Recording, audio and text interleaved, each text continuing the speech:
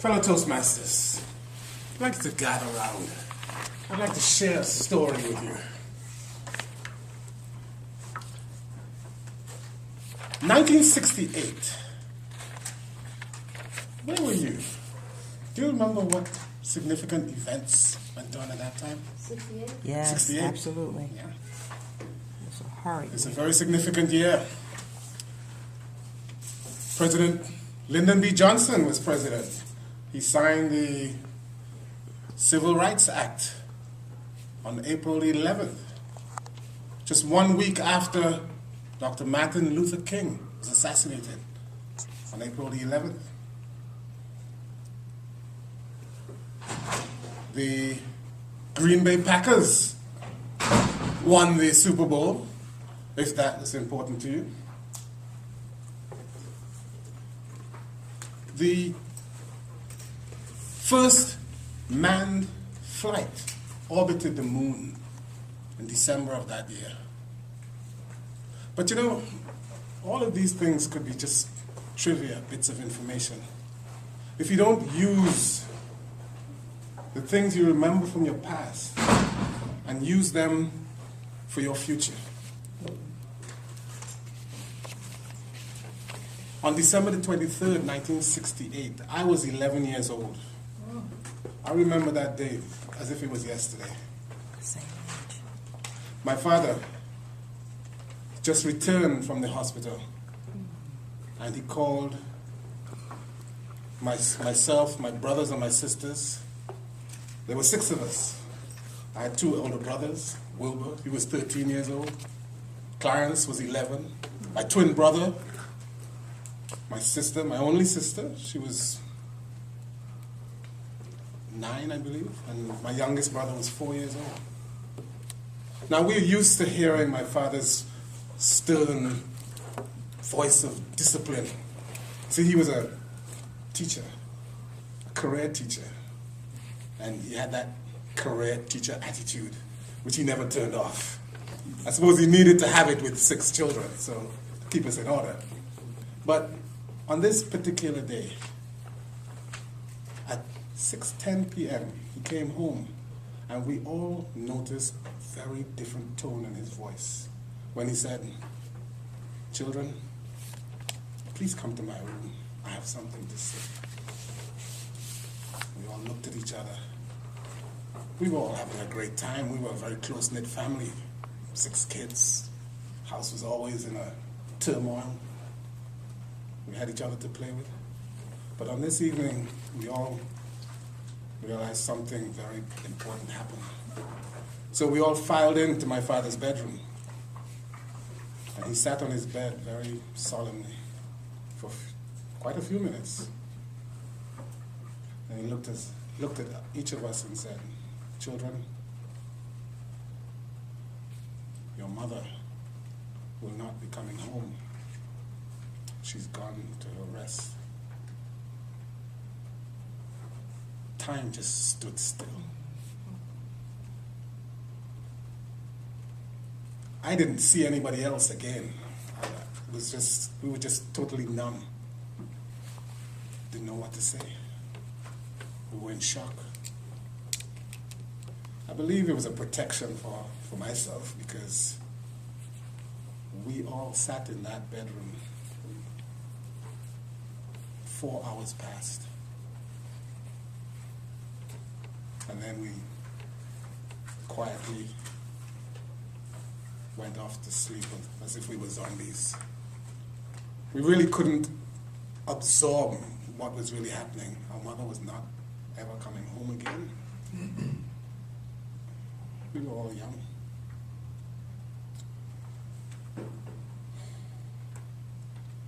You see, my mother was battling cancer, cervical cancer, for many years.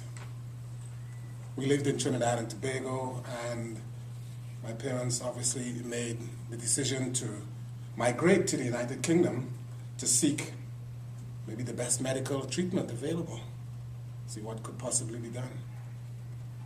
When we landed in the United Kingdom, the doctors told my mother she had 6 months to live. But as children, we had no idea. She kept it from us. She worked hard every day. She found a good job. And she was a go-getter.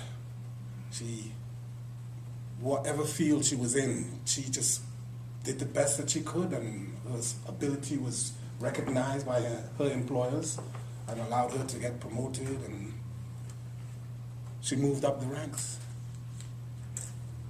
She provided for us. I remember particularly that she carried the 6 of us to church every Sunday. We walked 2 miles. It was a regimen, the discipline that she put in us. Up to this day, I still maintain with my family and my kids never to miss a Sunday in church. But my mother had that fighting spirit. She loved kids. She was born in the countryside in Trinidad and Tobago, a small town named Princestown. But she followed her heart by moving to the city, continuing her education. She became a leader in the Girl Scouts,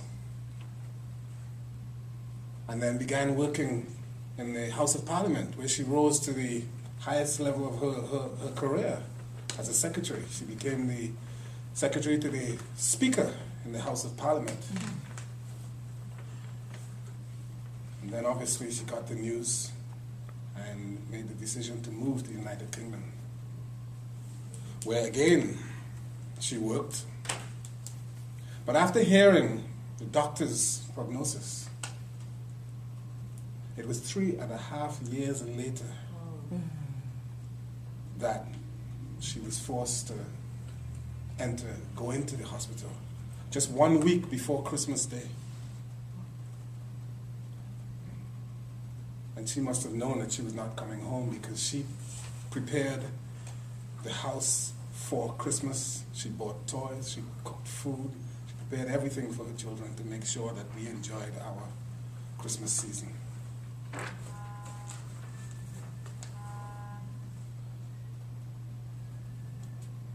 My mother planted the seeds for a lifetime of inspiration in my life.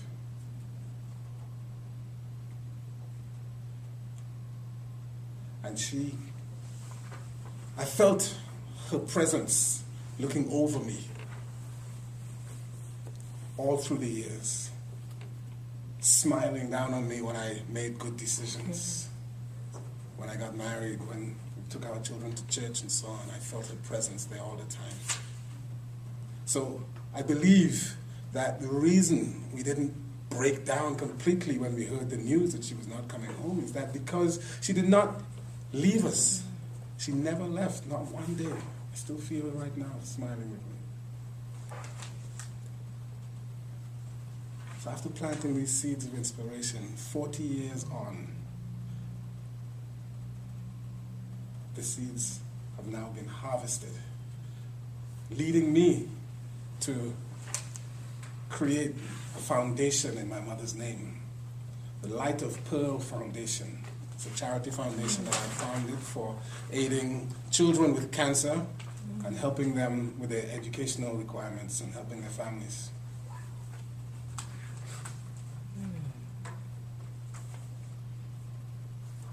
I believe when God looks down over my mother's life, He will look at her and say, "It was good." Madam Toastmaster.